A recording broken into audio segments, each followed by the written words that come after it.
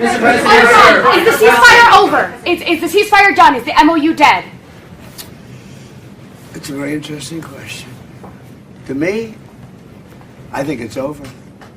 I don't want to deal with them anymore. They're scum. You know what scum is? They're scum. They're sick people. They're led by sick people. And they're vicious, violent people.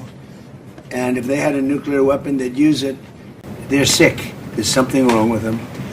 We said, go and do your funeral stuff. And instead of that, they start shooting rockets at ships yesterday.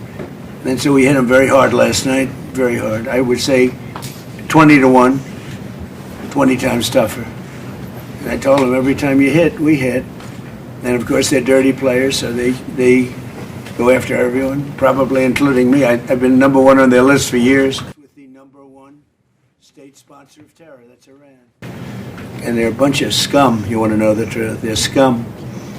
And so we don't like them. I don't like them.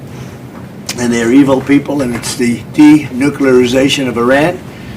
And we're going to denuke it. We're not going to let them because they're crazy, and they can't have a nuclear weapon. They were unwilling to help us. Now, in all fairness, I didn't speak to Mark about it. I think if I did, it might. Well, they've killed thousands and thousands of our soldiers. They've killed hundreds of thousands of innocent people. They had the roadside bomb, Soleimani. I took care of him. It would have been different, but we didn't need help. But I was really testing. I wanted to see whether or not.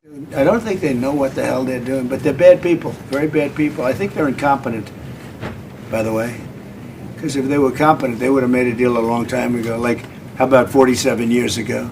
So they've been in trouble for 47 years, and we took out their first set of leaders. We took out their second set of leaders. They want to take out the U.S. leader, me.